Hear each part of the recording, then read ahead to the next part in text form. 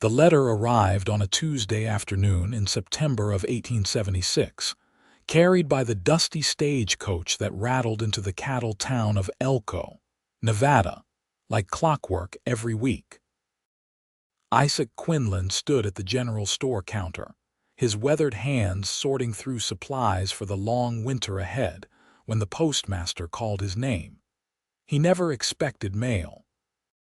Ranch hands who spent their days chasing cattle across the high desert and sleeping under stars did not receive letters from anyone, let alone from women with elegant handwriting and words that seemed to dance across the page. The envelope felt foreign in his calloused fingers, addressed to him in careful script that suggested education and refinement. Two things Isaac had precious little of beyond what his mother had taught him before the fever took her when he was 12.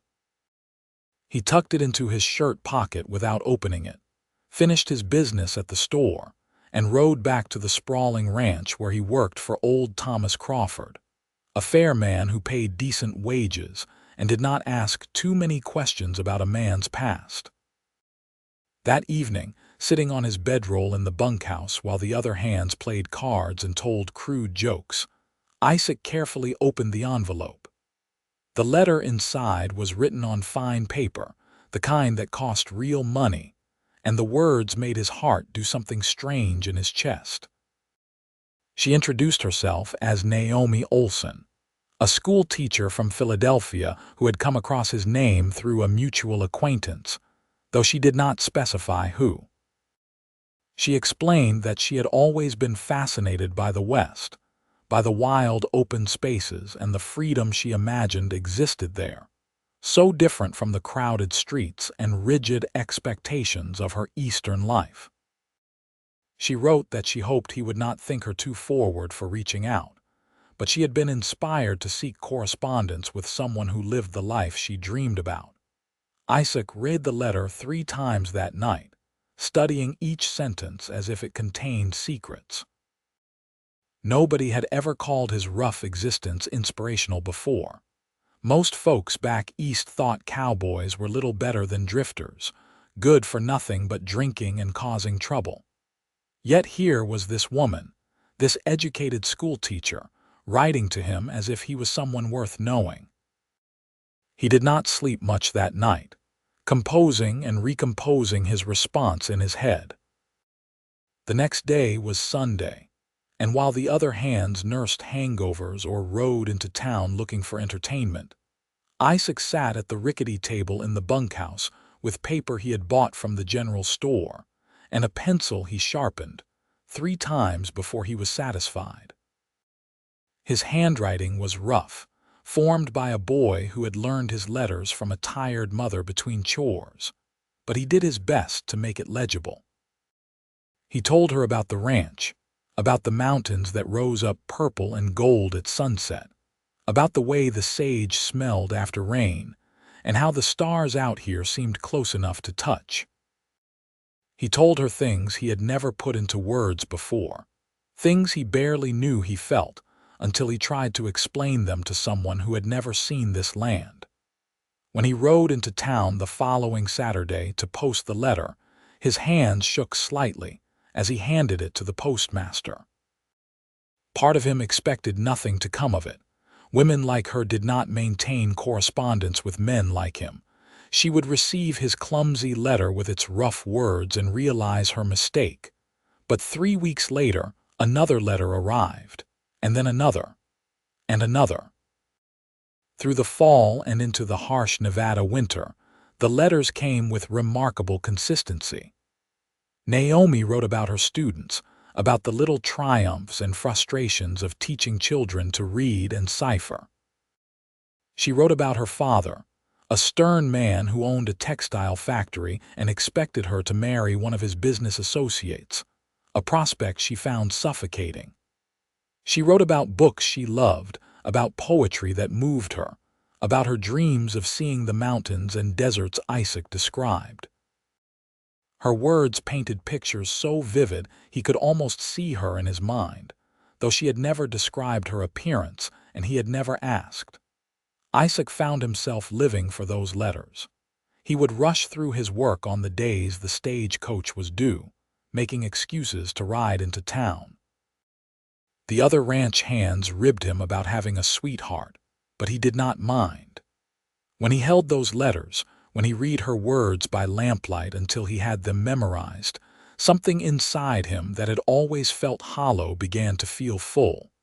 He wrote to her about things he had never told anyone. About losing his mother and then his father to drink, just 2 years later. About working odd jobs from the age of 14, slowly making his way west because he could not stand the pitying looks in his Kentucky hometown. About the first time he had sat on a horse and felt truly at home, more at home than he had ever felt in any house. About the loneliness that sometimes crept up on him under all those vast stars, the feeling of being so small in such a big world. Naomi responded to his honesty with her own.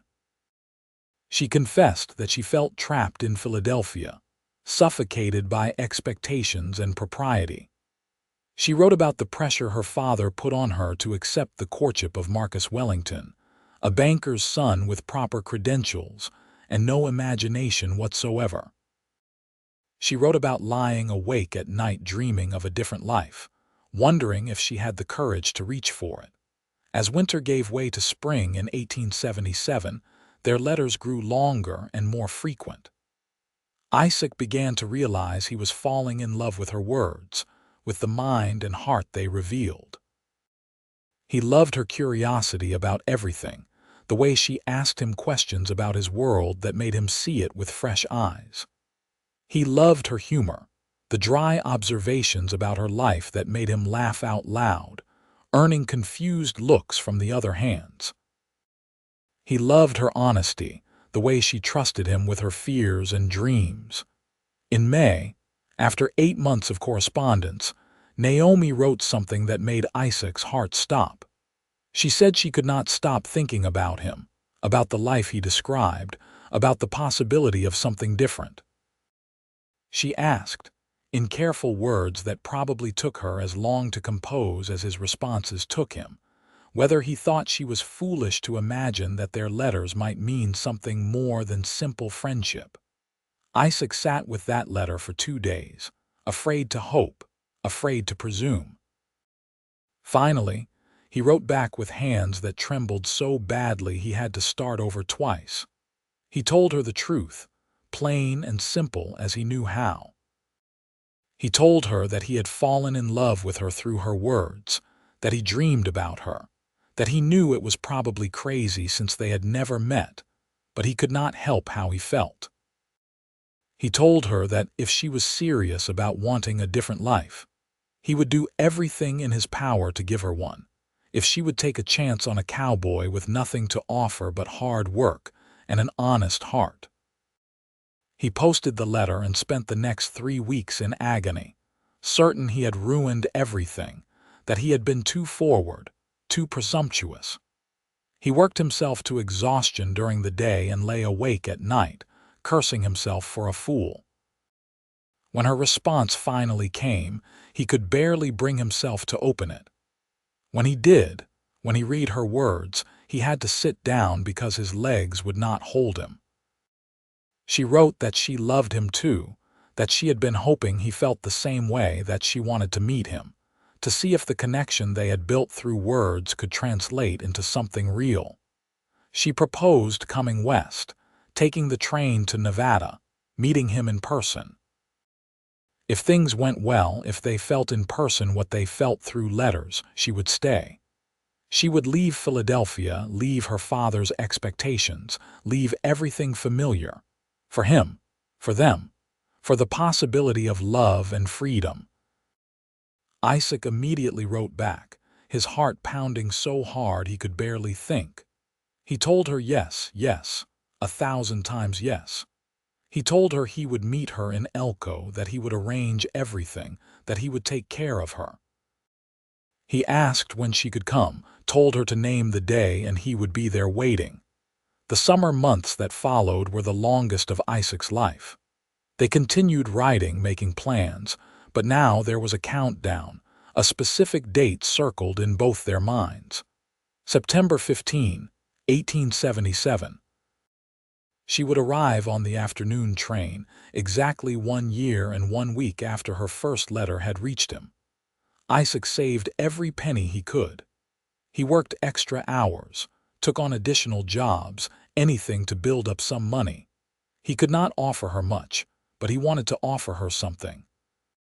He rented a small house in Elko, just 2 rooms but clean and sturdy with a view of the mountains.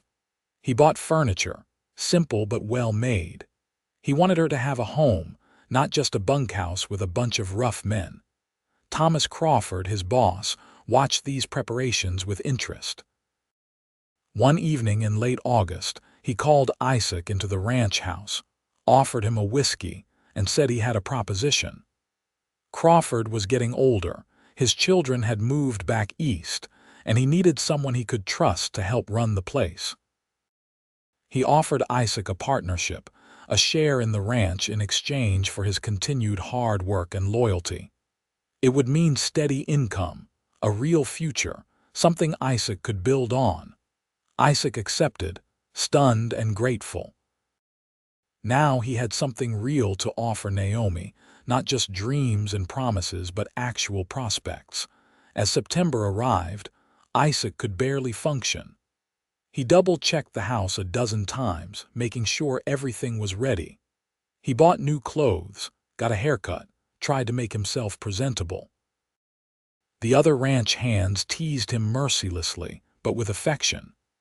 They had all read enough of Naomi's letters or heard Isaac talk about them enough that they felt invested in this romance.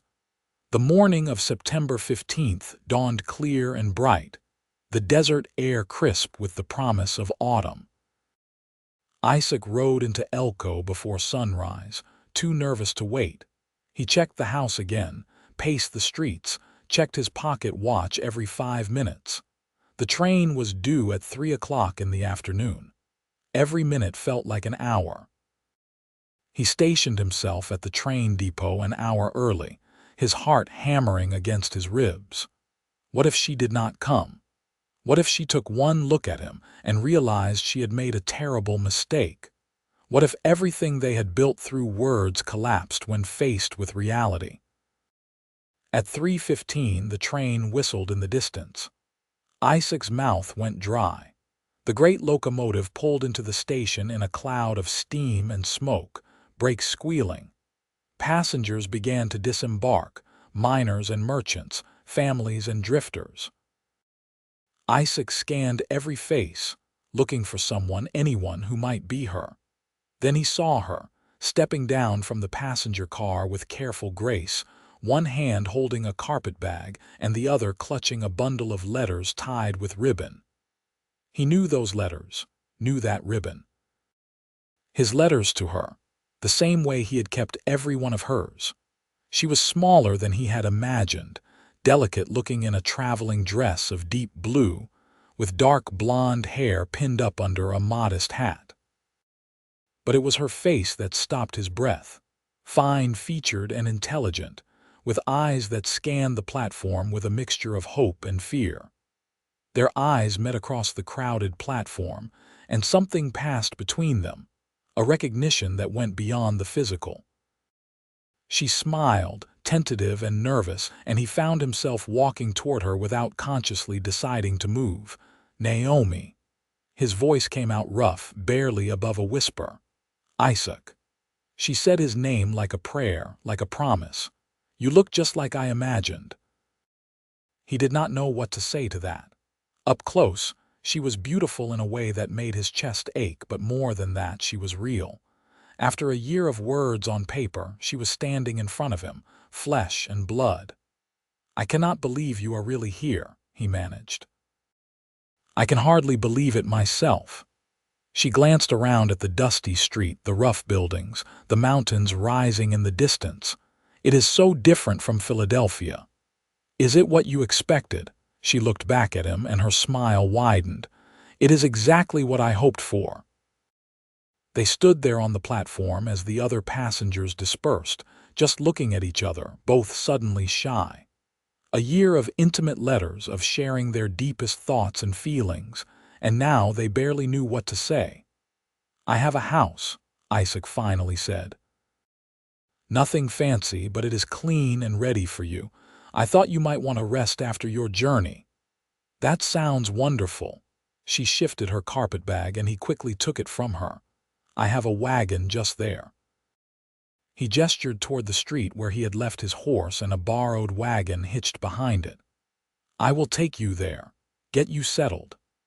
As they walked to the wagon, Isaac was acutely aware of her beside him, the rustle of her skirts, the way she looked at everything with bright, curious eyes. He helped her up onto the wagon seat, his hands careful on her waist, and the brief contact sent electricity through him.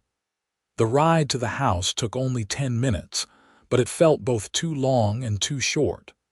Naomi asked questions about the town, about the buildings they passed, about the people. Isaac answered as best he could, but mostly he was just aware of her presence, the sound of her voice live instead of imagined. When they reached the little house on the edge of town, Naomi climbed down from the wagon before Isaac could help her, standing in front of the building with an expression he could not read. "This is it," he said, suddenly worried it was not enough. "Like I said, it is not much, but I thought." "It is perfect," she interrupted, turning to him with tears in her eyes. "You did this for me. I wanted you to have a proper home." She stepped closer to him, so close he could see flecks of gold in her brown eyes. "Isaac, I did not come here for a house or for things. I came here for you." His heart felt too big for his chest. "I know, but I wanted to do right by you. I wanted to give you something." "You have given me hope," she said softly.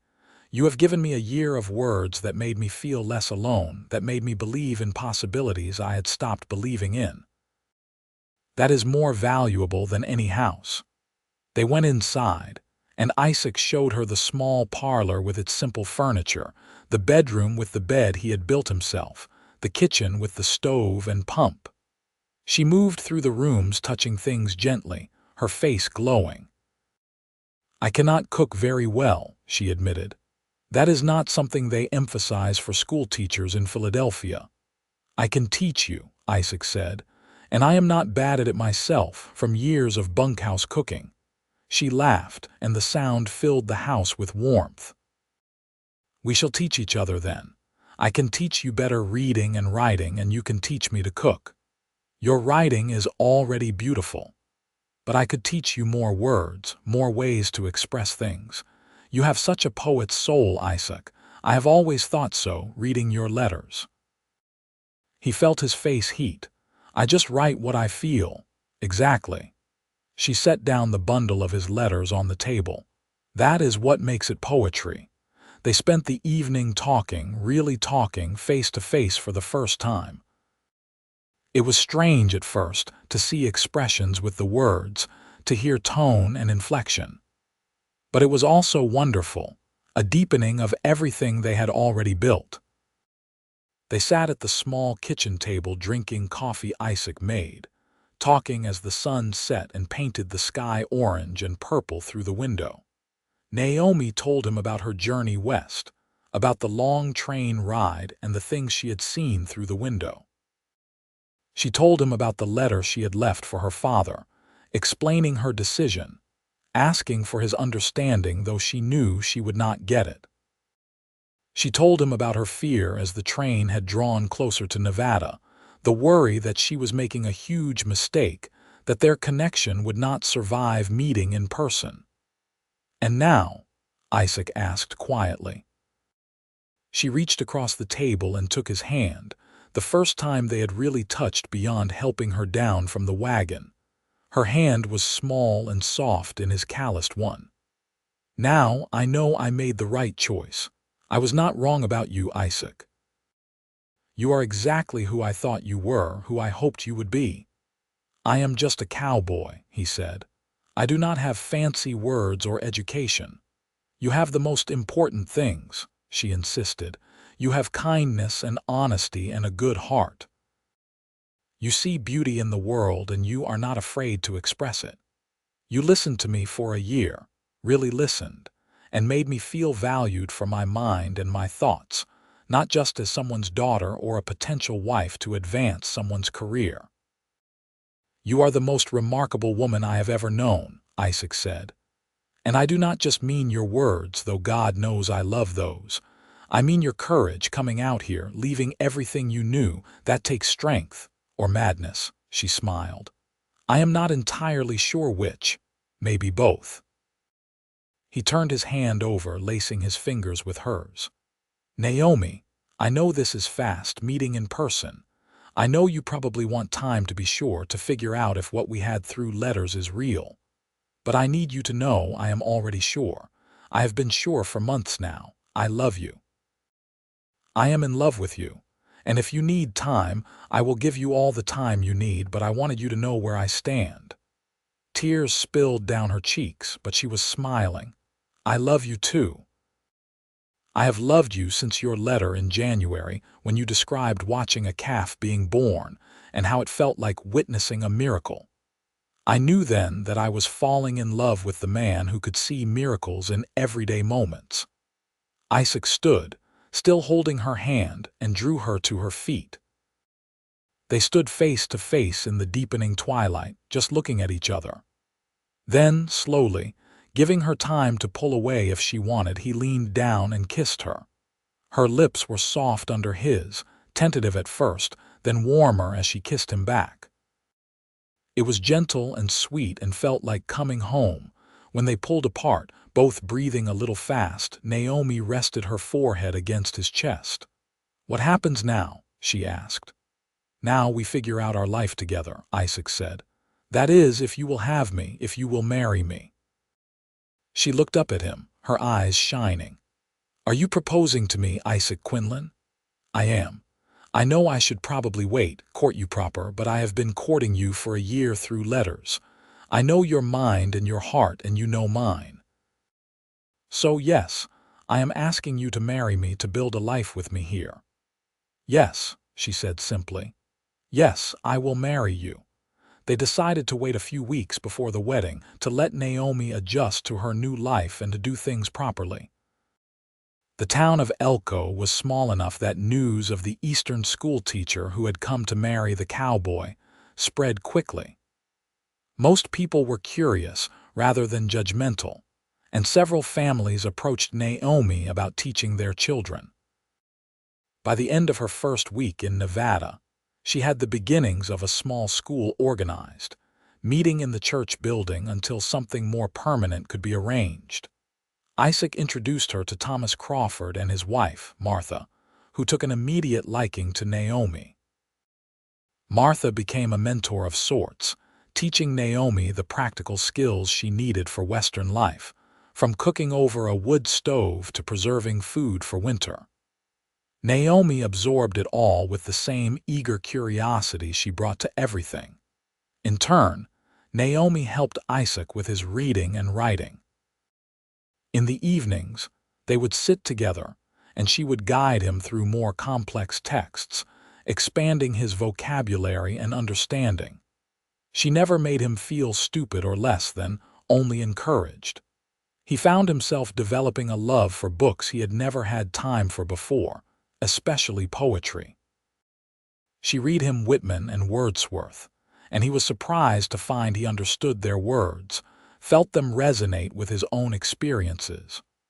On October 7th, 1877, they were married in the same church where Naomi had been teaching. It was a simple ceremony, attended by the ranch hands Isaac worked with, the Crawford family, and the families whose children Naomi taught. Naomi wore a simple white dress that Martha had helped her make, and Isaac wore new clothes that felt stiff and uncomfortable, but were worth it to see the look in Naomi's eyes when she saw him. When the preacher pronounced them husband and wife, when Isaac kissed her in front of everyone, he felt a joy so complete it was almost frightening. This woman had come across the country for him, had given up her old life to build a new one with him. He vowed silently to spend every day earning that trust, that love. Their wedding night was tender and nervous, both of them fumbling toward intimacy with more eagerness than expertise. But there was laughter, too, and gentleness, and by morning they lay tangled together in their bed, the early light streaming through the window, feeling like they had crossed some threshold into a new and wonderful country. The first year of their marriage was an adjustment, as any first year is. Naomi had to learn the rhythms of Western life, the harsh realities along with the beauty. The first winter was hard for her, the cold more bitter than Philadelphia's damp chill, the isolation more complete when snow closed the passes. But she faced it with determination, never complaining, always finding something to appreciate. Isaac, for his part, had to learn how to share his life with someone, how to communicate and compromise. He had been on his own for so long that having someone to consider, someone whose needs and wants mattered as much as his own, took adjustment. But Naomi made it easy, meeting him halfway in everything, her good humor and patience smoothing over the rough patches. Her school grew.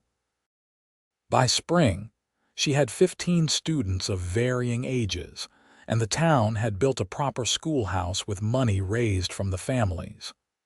Isaac helped with the construction, proud to build something his wife would use.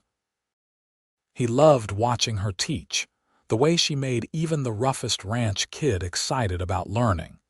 In May of 1878, Naomi discovered she was pregnant. The news filled them both with joy and terror in equal measure.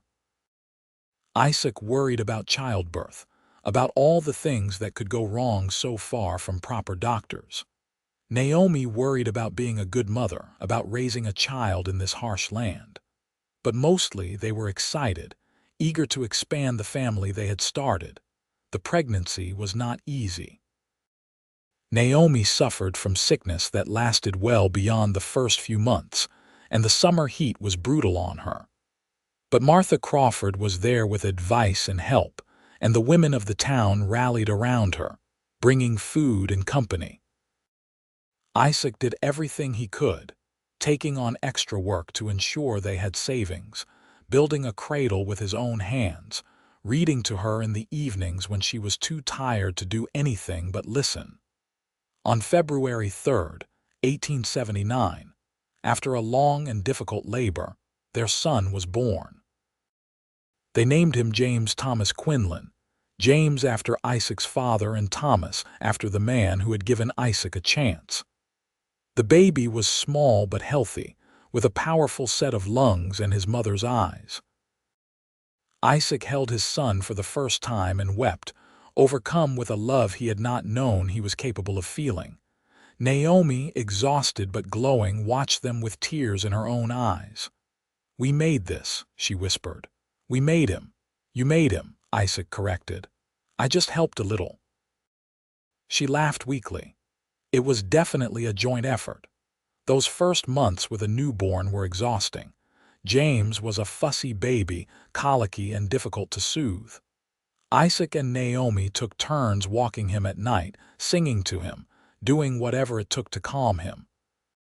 Naomi had to take a break from teaching, which frustrated her, but the women of the town organized among themselves to keep the school running until she could return. Slowly, James settled into a routine, and life found a new normal. Naomi returned to teaching part-time, bringing James with her, and the students delighted in having a baby in the schoolhouse. Isaac continued working the ranch, and his partnership with Crawford deepened. They bought more land, expanded the herd, and the operation became more profitable. As James grew from baby to toddler, his personality emerged. He was curious and adventurous like his mother, but with his father's quiet observation.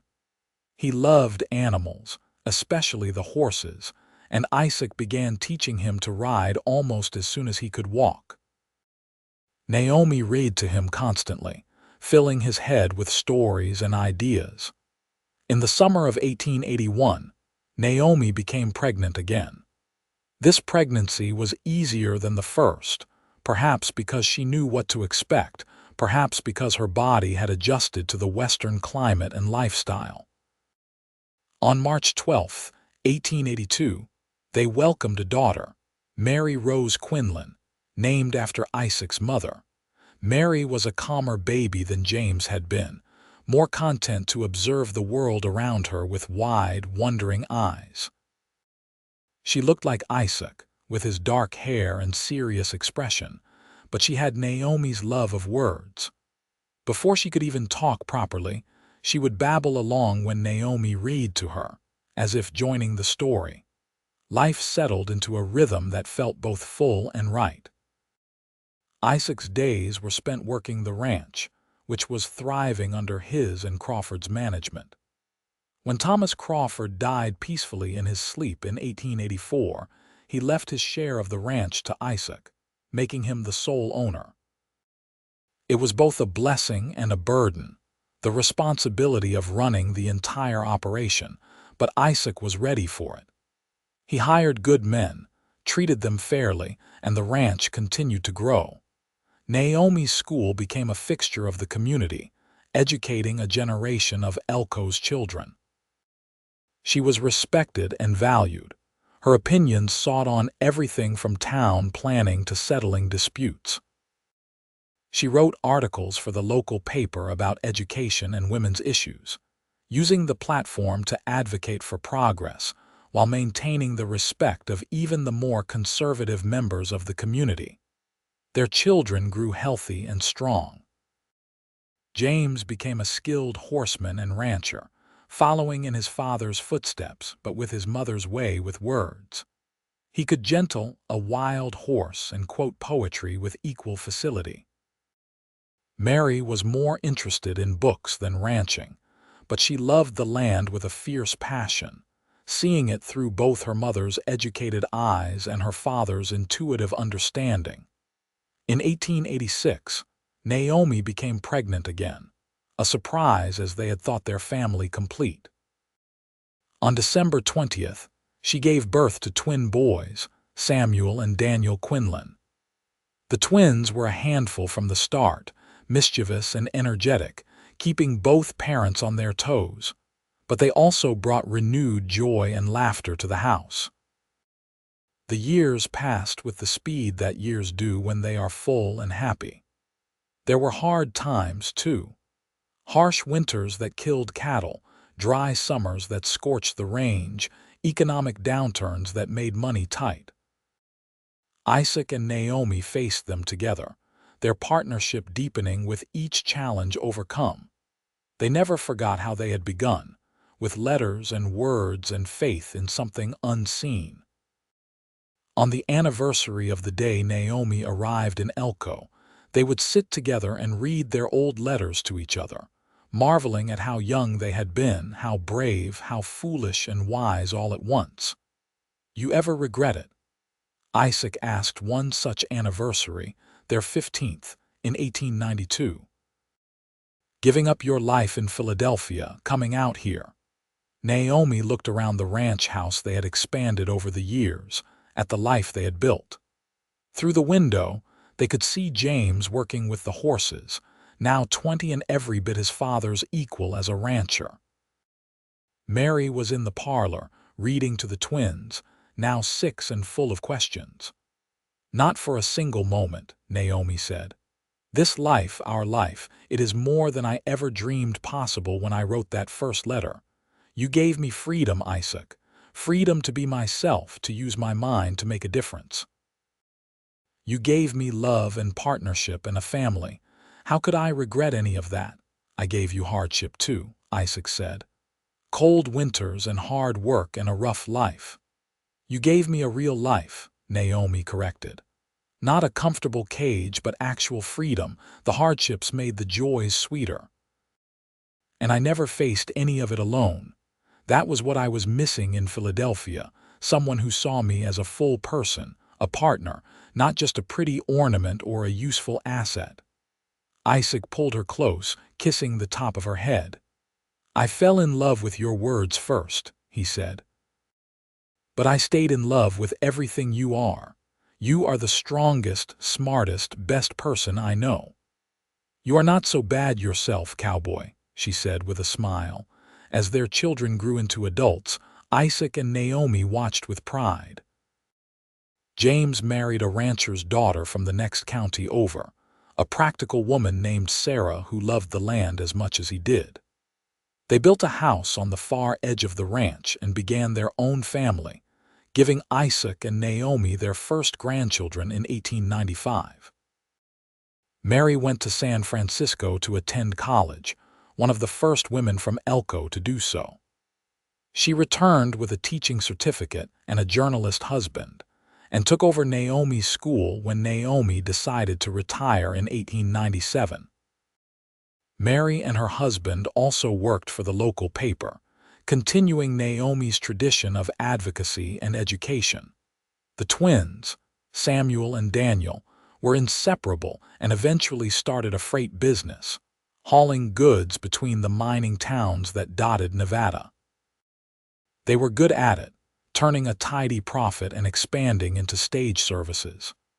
They were the most outgoing of the Quinlan children, loving people and adventure in equal measure. By the turn of the century, Isaac and Naomi were in their 40s, still healthy and active but content to slow down a bit.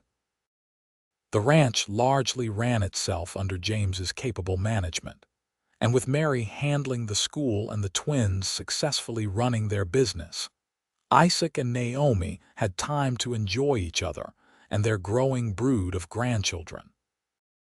They traveled some, taking the train to San Francisco to visit Mary, going to Denver for Samuel's wedding in 1901.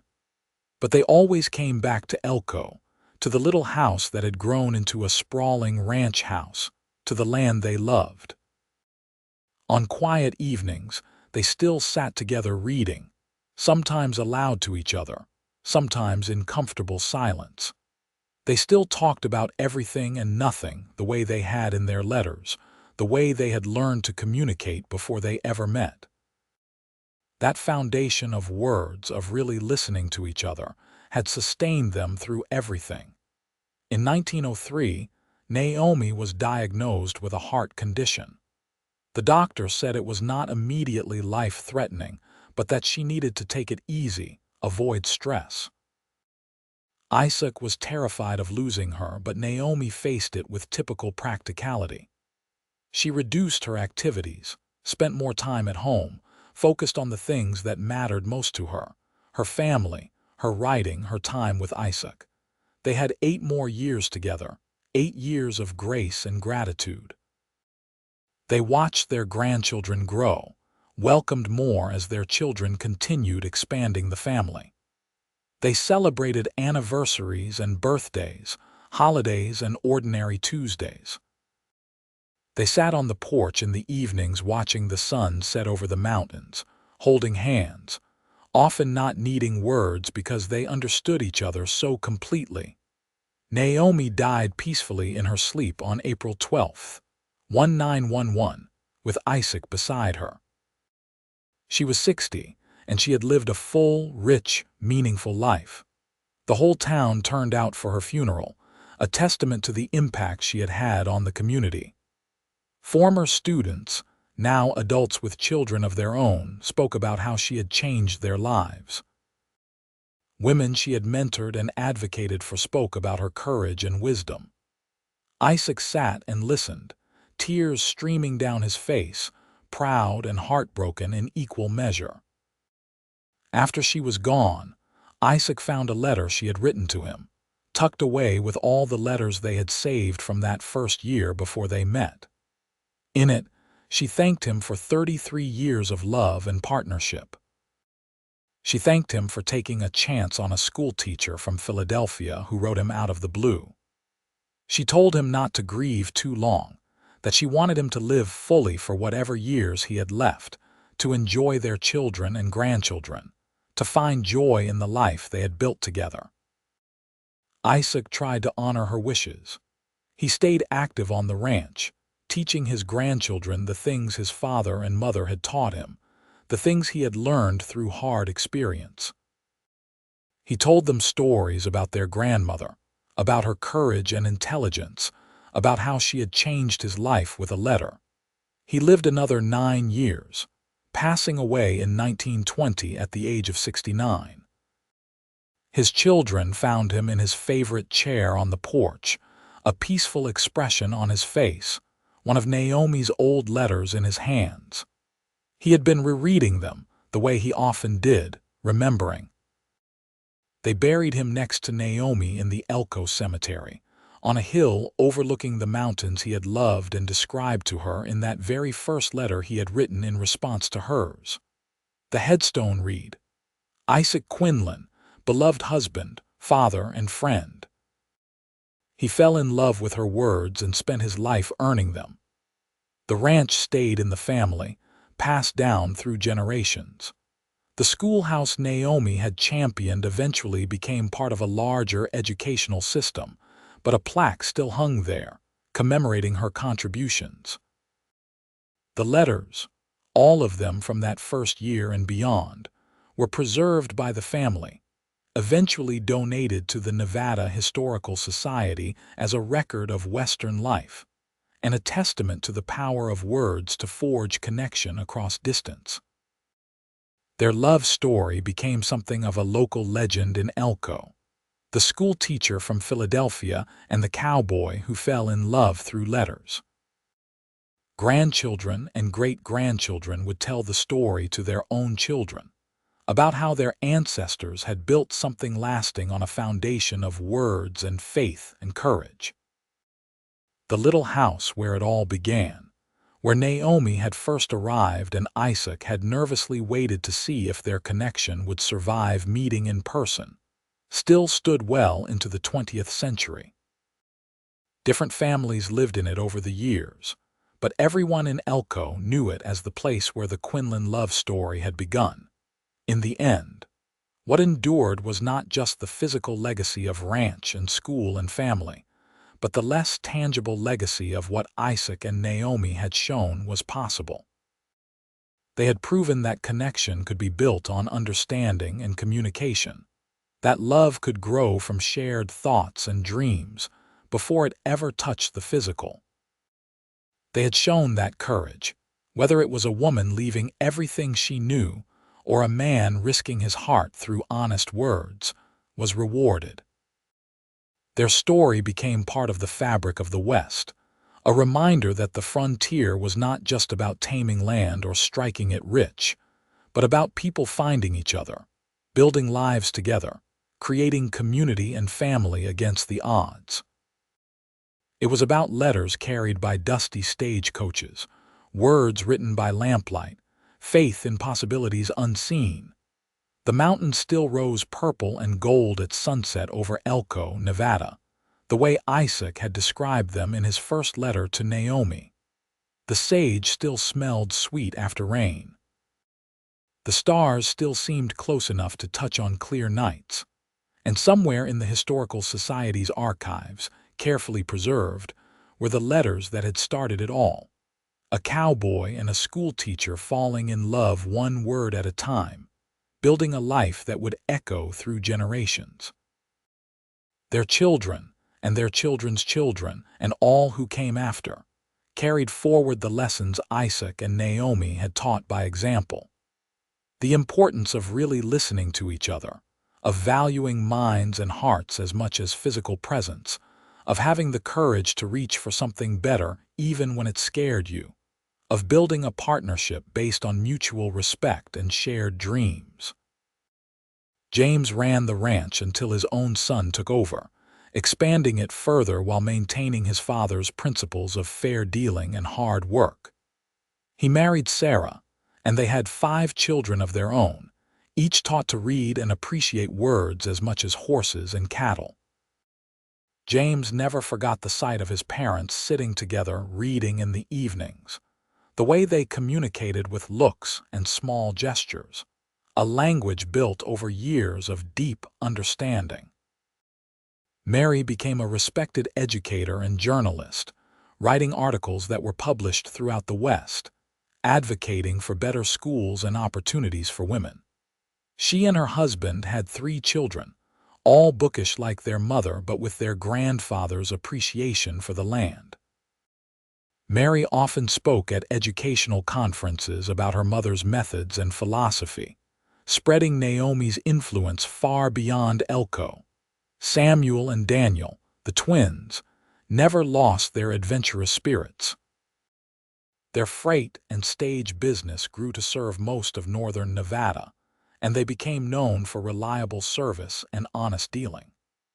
Both married and had large families, and the Quinlan name became associated with integrity in business throughout the region. They credited their parents with teaching them the importance of keeping your word, a lesson learned watching Isaac and Naomi honor the commitments they had made to each other from the very beginning. The grandchildren grew up hearing stories about how Grandma Naomi had come all the way from Philadelphia because she had fallen in love with Grandpa Isaac's letters. The idea seemed romantic and daring to them, this woman who had left everything for love, this man who had dared to open his heart on paper to a stranger.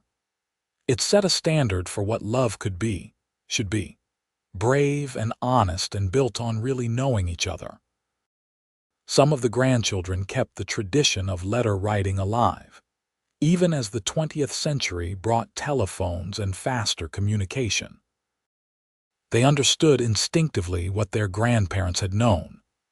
There was something special about taking the time to organize your thoughts, to choose your words carefully, to communicate in a way that required real effort and therefore meant more.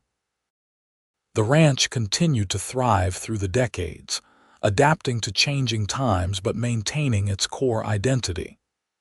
During World War I, it supplied beef to the military.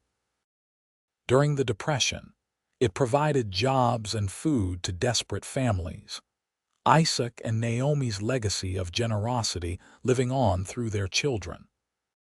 During World War II, several of the great-grandchildren served, carrying with them letters from home that sustained them through dark times, just as letters had once built a bridge between a cowboy and a schoolteacher. The schoolhouse Mary ran expanded into a full school system, and while Naomi's name was not on every building, her influence was in every classroom. Her emphasis on education as empowerment, on teaching children to think critically and express themselves clearly, became part of the educational philosophy of the entire district. Teachers trained teachers who trained teachers, a chain of influence reaching forward through time. In 1950, on the 73rd anniversary of Naomi's arrival in Elko, the town held a celebration honoring the Quinlan family's contributions to the community. The surviving children, now elderly themselves, attended along with dozens of grandchildren, great-grandchildren, and even a few great-great-grandchildren.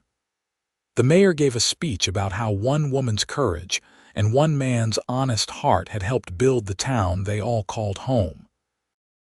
At that celebration, James, now 71, stood and spoke about his parents. He talked about growing up in a house filled with love and books, with hard work and laughter. He talked about how his parents had shown him what a real partnership looked like, how they had made decisions together, supported each other's dreams, maintained their individual identities while building something shared. He talked about the letters, about how his mother had kept everyone his father ever wrote to her, and his father had done the same with hers. They built their love on words, James said, his voice strong despite his age, on really talking to each other, really listening. In a world that moves faster every year, that is a lesson worth remembering. Connection, real connection, takes time and effort and honesty. My parents understood that from the beginning and they never forgot it. Mary, sitting beside her brother, added her own thoughts. Mama always said that writing to Papa before they met was the best decision she ever made. It let them know each other's hearts and minds before physical attraction or social expectation got in the way. They chose each other based on who they really were, not who they appeared to be. That was the foundation everything else was built on. The celebration lasted all day, with food and music and storytelling.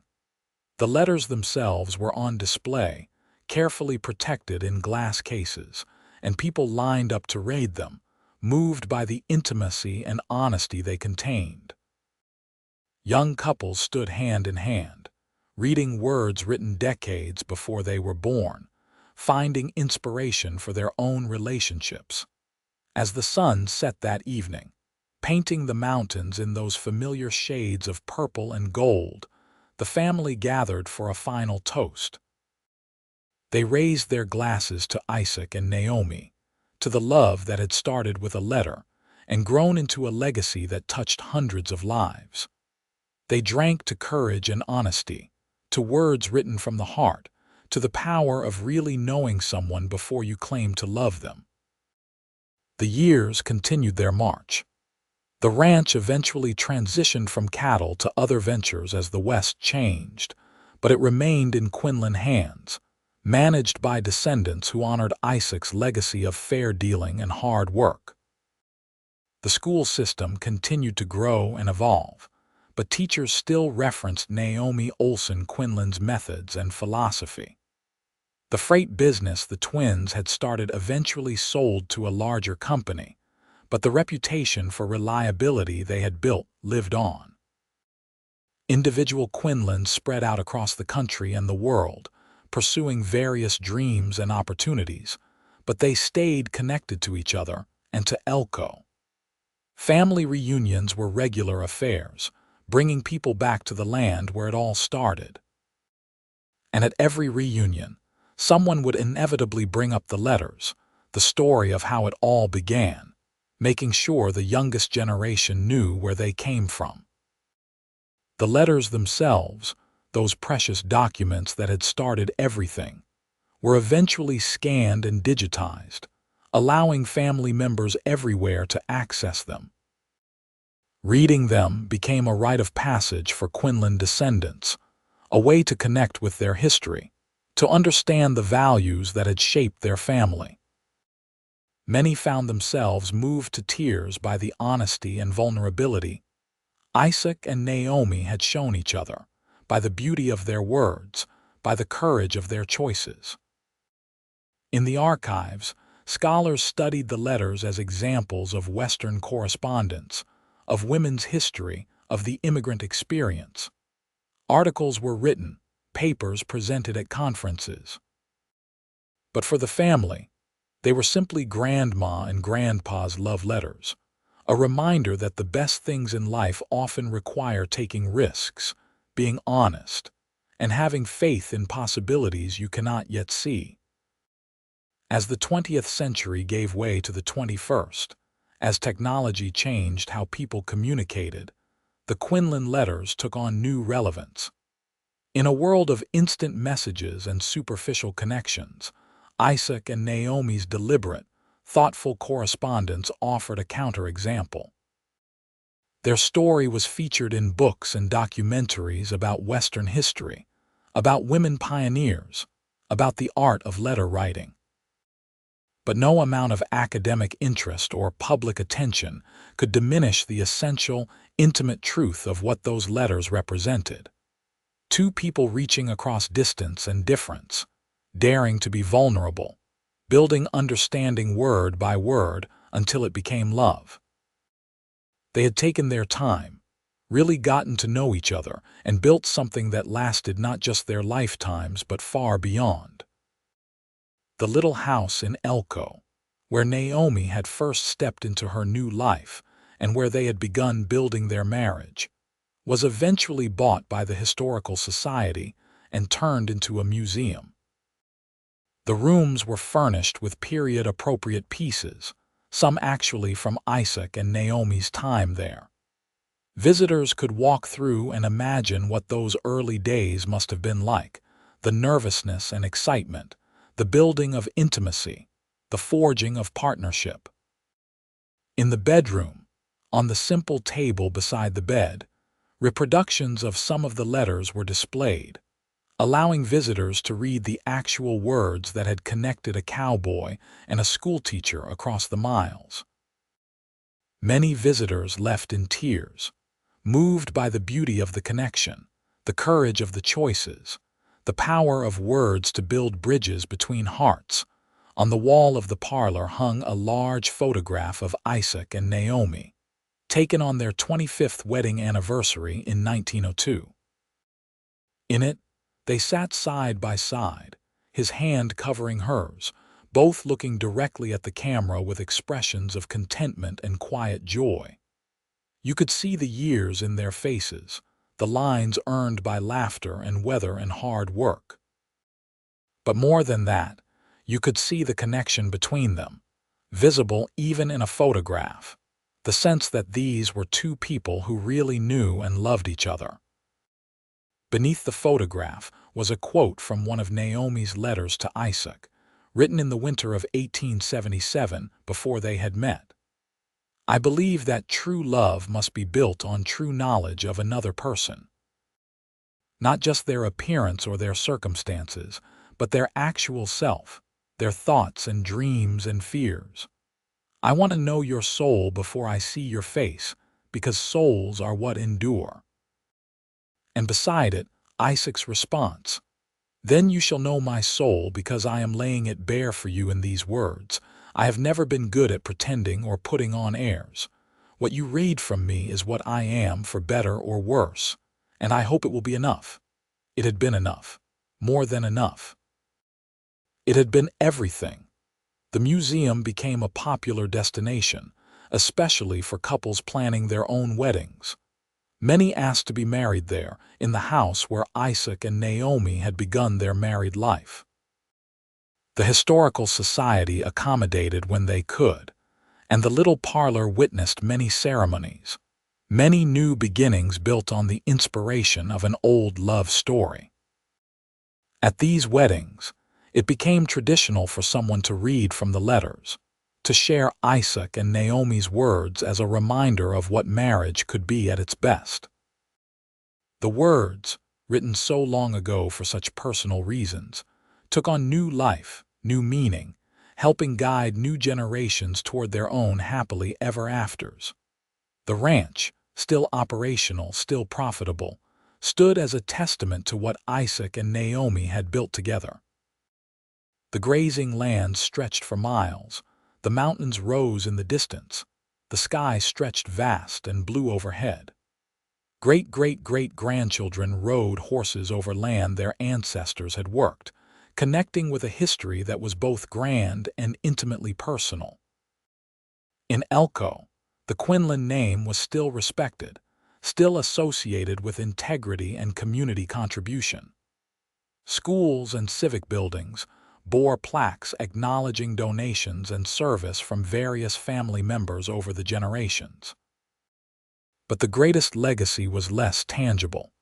The example of how to love well, how to build a life with someone, how to maintain connection and communication across all the years and challenges that life could throw at you. As the sun set over Elko, Nevada, on any given evening, the mountains still turned purple and gold, just as they had when Isaac first described them to Naomi in a letter written in 1876. The sage still smelled sweet after rain. The stars still seemed close enough to touch. And somewhere, in the archives and in family homes, in museums and historical societies, the letters remained, preserved and cherished, a testament to the power of words to change lives, to build bridges, to create love that echoed through generations. Isaac and Naomi had been gone for many years, their physical bodies returned to the earth they had loved. But their words remained, their love remained, their legacy remained. They had proven that the best foundations are built slowly and deliberately, with honesty and vulnerability, with taking the time to really know another person before binding your life to theirs.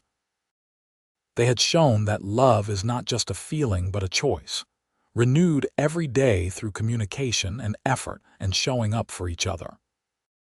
They had demonstrated that courage comes in many forms, from a woman boarding a train to the unknown, to a man putting his heart on paper for a stranger to see. Their story continued to inspire, continued to guide, continued to remind people that the best things in life are worth working for, worth waiting for, worth taking risks for. And it all started with a letter, delivered by stagecoach to a dusty Nevada cattle town on a Tuesday afternoon in September 1876, written by a woman who dared to reach for something more, and received by a man who dared to respond with his honest heart. The cowboy had fallen in love with her words, and those words had built a love that never died, a legacy that never faded, a story that never grew old. And in that, Isaac and Naomi Quinlan had achieved a kind of immortality, not in fame or fortune, but in the hearts and lives they had touched, in the family they had created, in the example they had set for how to love well and live fully. The end of their earthly lives had not been the end of their story. It continued, would continue as long as people valued connection, honesty, courage, and love. As long as someone, somewhere, read their letters and thought, yes, that is what I want.